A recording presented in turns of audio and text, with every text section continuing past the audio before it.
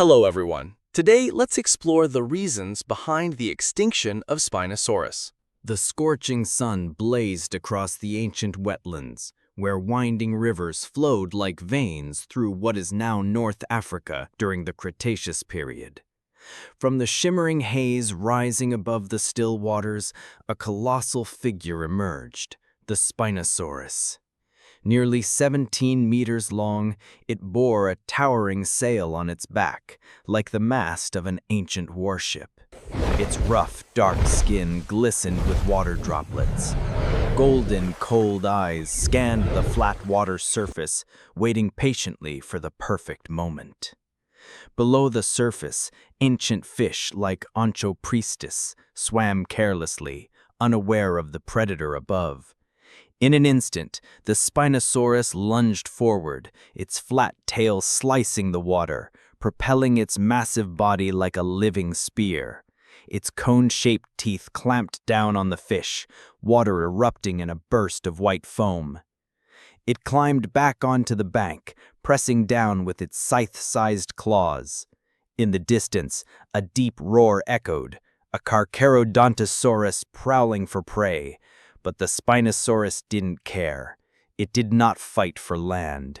It ruled the water. Above, the sky darkened. The rainforest rain was coming. The first drop splashed onto its mighty sail, making it ripple like a blood-red banner in the wind. As night fell, the Spinosaurus slid back into the deep river, vanishing into the black waters like a phantom of the swamp, continuing its endless hunt in the wet world it ruled.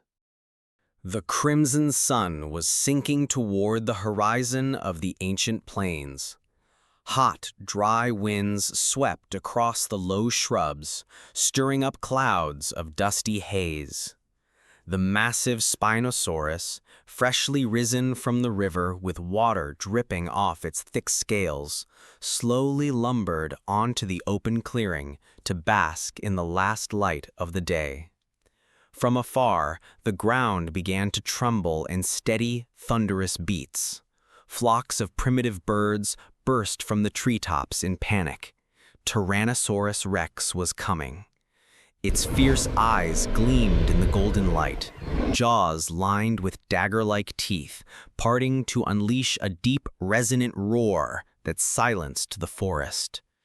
The two colossal predators faced each other. The wind stilled, time seemed frozen. Tyrannosaurus charged first, heavy but astonishingly fast.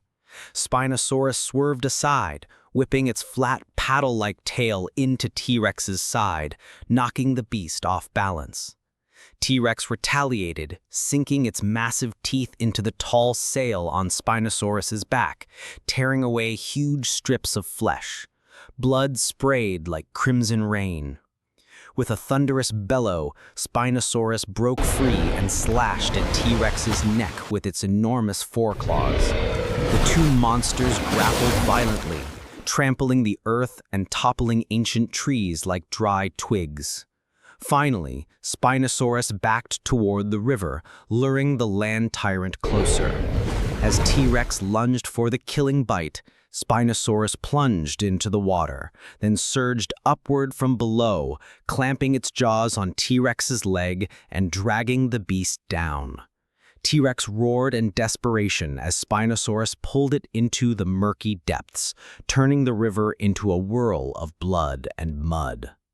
When the water finally stilled, only ripples tinged red spread outward, and Spinosaurus emerged victorious, returning to its watery kingdom. Spinosaurus, one of the largest carnivorous dinosaurs ever to walk the Earth during the Cretaceous period. The entire skeleton lies horizontally, posed as if walking, displayed against a white background that highlights every detail of its ancient bone structure. Bones, head and skull. On the left side of the image is a long and narrow skull, shaped much like a crocodile's snout. Both the upper and lower jaws are long, slender, yet strong, lined with sharp, conical teeth arranged in neat rows like tiny spikes, a classic feature of a fish-eating predator. The back of the skull tapers into a slim, streamlined shape showing clear adaptations to a riverine and aquatic environment. Neck and forebody. The neck is made up of several vertebrae gently curving forward, flexible yet sturdy, connecting the head to the body. The shoulder and scapula are large, anchoring relatively long forelimbs compared to many other theropods. The forelimbs have a robust upper arm bones, thick forearm bones, and sharp claws, indicating that they could have been used to grasp prey or aid in movement through water. Signature sail on the back. The most striking feature of the skeleton is the series of unusually tall neural spines protruding from the vertebrae, running from the neck down the mid-back. These spines are tall, thin, and stand upright like the masts of a ship, and when the animal was alive, they were likely covered in skin to form a massive sail, the most iconic trait of Spinosaurus. This structure may have been used for thermoregulation, courtship display, or intimidation of rivals and predators. Hindbody, legs, and tail.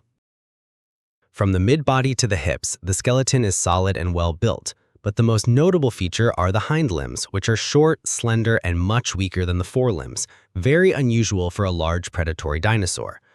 These short hind legs are clear evidence that Spinosaurus was adapted more for swimming than for running on land. The tail is very long, made of many tightly connected vertebrae, and laterally flattened like a paddle, as seen from the extended side spines, which would have allowed it to swim powerfully through freshwater rivers and swampy habitats.